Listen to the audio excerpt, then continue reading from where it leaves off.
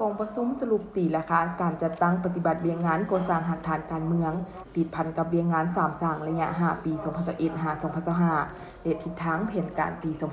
2026-2030ได้จัดขึ้นในวันที่14มังกร2026เป็นประธานโดยพลจัตวาเกมจันทร์พรหมจักรหัวหน้ากลุ่มคุ้มครองสมณงครัวและก่อสร้างหักฐานกระทรวงป้องกันความสงบ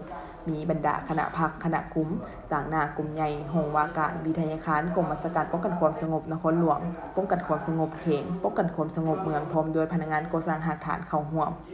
พันเอกสมสนิทจันทวงศ์ฮ้องหัวหน้ากลุ่มคุ้มครองสมณงครัวและก่อสร้างหักฐานได้ผ่านบทสรุปตีราคาเวียงงานก่อสร้างหักฐานการเมืองพัฒนาชนบทติดพันกับเวียงงาน3สร้างระยะ5ปี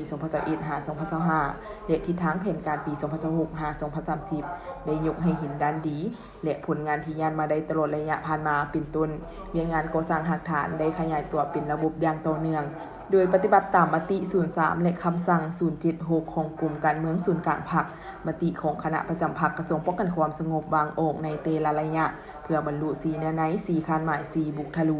เวียกงานจุดซุ้มให้ปรากฏผลเป็นจริงผลสำเร็จที่เป็นพื้นฐานอันสำคัญกว่าหมู่ในระยะ5ปีผ่านมาแม้นระบบการเมืองอยู่หักฐานได้รับการปรับปรุงให้เป็นระบบครบสุดมีความหนักแน่นเข้มแข็งหลายด้านเป็นต้นด้านการเมืองแนวคิดและการจัดตั้งสามารถเป็นเจ้าการในการนำพาประชาชนและสังคมต่างๆในท้องถิ่นหักฐานให้จัดตั้งปฏิบัติหน้าที่เวียงงานต่างๆได้เป็นอย่างดีเฮ็ดให้หักฐานชนบทก็คือเขตผู้โดยเขตห่างไกลศอกลีกธุรกันดารจุดโลเหลมมีความสงบความเป็นระเบียบแฮมห้อยและหนักแน่นขึ้นเทื่อละก้าว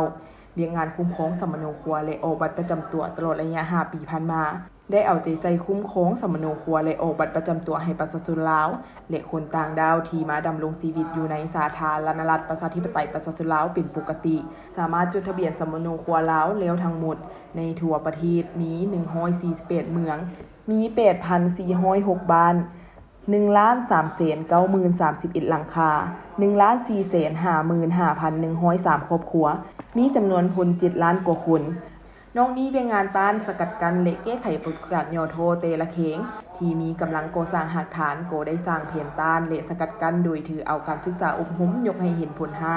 ภัยอันตรายที่จะเกิดขึ้นเป็นต้นเมนปัญหาปรากฏการณ์ย่อโทสิ้นขี่ลักงัดแงะติดพันกับบาลาแห่งชาติว่าด้วยการแก้ไขปัญหายาเสพติดและอื่นๆที่ส่งผลกระทบต่อสังคมในนั้นมีปรากฏการณ์ย่อโทเกิดขึ้นทั้งหมด 11,661 ครั้งแก้ไขได้ 1219 ครั้งกักตัวได้ 17,513 คนหญิง